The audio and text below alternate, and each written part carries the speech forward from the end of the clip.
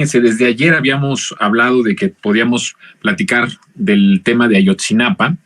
y hoy el presidente de la República, justamente en la mañanera, hace unas revelaciones que me parecen muy interesantes y pertinentes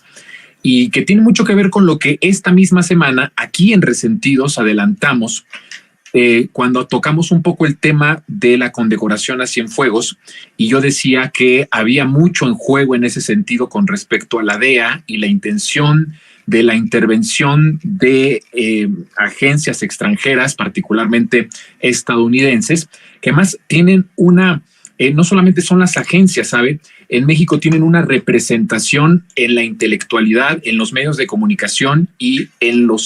muchos periodistas que son abiertamente defensores de las agencias extranjeras. Uno de los casos que pues más emblemáticos durante muchos años pues ha sido incluso la propia Anabel Hernández, quien ha sido una persona que insistentemente ha querido involucrar al ejército en su totalidad prácticamente en este caso, y que hoy el presidente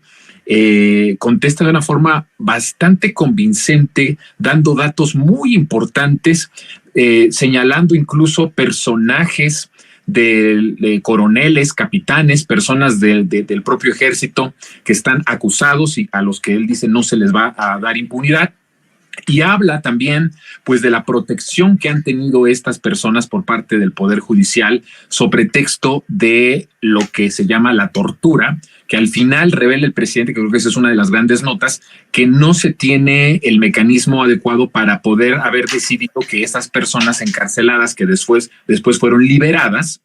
en verdad tuvieron algo que ver con tortura o los torturaron. Por cierto, dentro de esos hay varios funcionarios de todos los niveles. Entonces creo que es muy pertinente, Arsinoe, que empecemos con este tema para que nos platiques cómo ves lo que ya habías tú analizado con lo que ahora el presidente ha revelado, que por cierto le da un rozón fuerte incluso al GIEI, con todo respeto, pero lo hace dando algunos datos. También habla incluso de que personas, asociaciones de derechos humanos, no querían prácticamente que se giraran las órdenes de aprehensión cuando se tenía un límite de tiempo para poder hacerlo, y que hubo molestias incluso de personas, de abogados, de personas que incluso están cercanas al movimiento de los padres, que se molestaron muchísimo incluso con la orden de aprehensión del propio Murillo Karam. ¿Cómo ves todo este escenario, Arsinoe, ya teniendo a López Obrador como la figura principal de la investigación? Un presidente que dice, soy yo el responsable directo de esta investigación. Querido Jonathan, recibe un saludo afectuoso, un saludo también para todo tu público. Son una gama muy amplia, amplísima de temas los que se acaban de plantear. Evidentemente hay una yuxtaposición de todos esos asuntos del orden nacional. Es muy interesante que el último compromiso del presidente, o de los compromisos que estableció el presidente al iniciar su mandato, que es el de, digamos, el que está pendiente, el de la búsqueda y en fin, toda la comisión de la verdad que envuelve a los jóvenes de Ayotzinapa, haya decidido él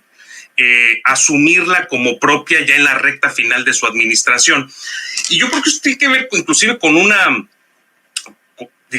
con un reconocimiento del presidente de que en cierto sentido Ayotzinapa es una suerte de detonador de la insurrección electoral del 2018. Eso no se nos puede olvidar. Es decir, tenemos una deuda histórica, el presidente y el movimiento tenemos una deuda histórica. Y hace poco escribí sobre este asunto. Y lo que yo planteaba es que, bueno, la verdad del caso Ayotzinapa no puede ser la opción sacrificable en una eventual elección entre dos inconvenientes, ¿no? Sin esa verdad, y te lo digo pues desde la posición de un investigador académico más que desde la opinión, muy difícilmente conseguiremos cerrar, digamos, el ciclo de violencia en nuestro país. O sea, imagínate si el poder civil no tiene la capacidad de llevar ante la justicia al aparato militar en un crimen de las dimensiones de Ayotzinapa, digamos, sería imposible después que alguna fuerza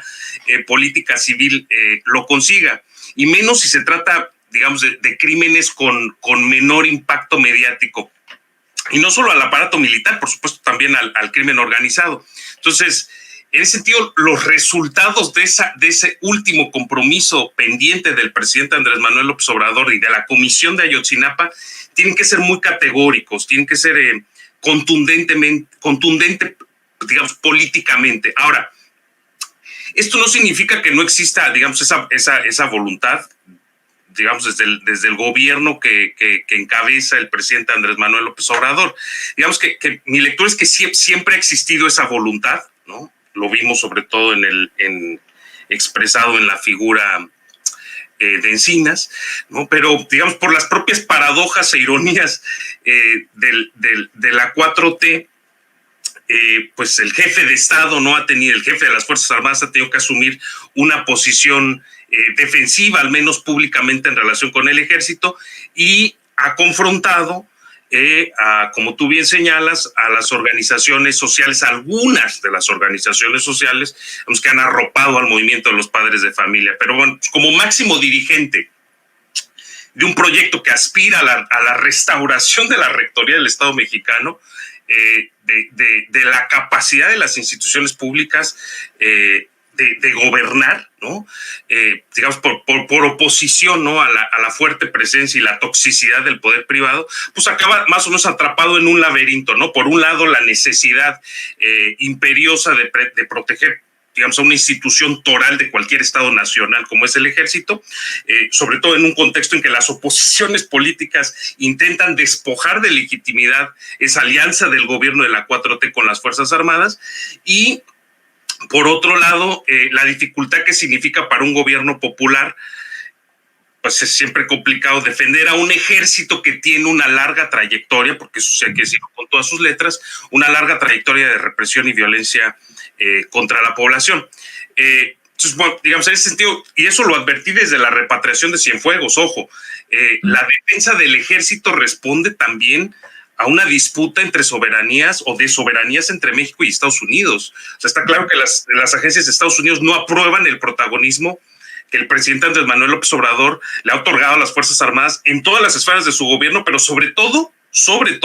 en aquellas dimensiones que conciernen a funciones extramilitares o no bélicas, ¿no? Por ejemplo, el ejército en la construcción de obras públicas. Estados Unidos quiere que el ejército mexicano esté combatiendo a los cárteles, protegiendo sus inversiones estratégicas, y en eso consistían pues todos los acuerdos que llegaron a tener con los gobiernos del pasado, el ASPAN, la Iniciativa Mérida, etcétera, ¿no? Sí, eso que dices es muy importante porque hoy ya el presidente habla abiertamente de esto que tú estás planteando y que yo también he planteado con respecto a la parte de las soberanías y la forma que tramposamente ciertas agencias querían o han querido involucrar conforme a sus intereses, no el interés de la justicia por los 43, no el interés por la justicia y de esa memoria histórica y de esa deuda histórica que se tiene, sino para traer molino a sus propias conveniencias, que son intereses extranjeros. El propio presidente hoy hace justamente esa medición que tú haces, Arsinoe, también en estos momentos, de que no solo se trata de justicia, se trata de una cuestión de prestigio internacional, se trata de quedar ante el mundo también como un país que puede resolver una situación que es muy complicada, que está muy enredada, porque además lo que revela el presidente es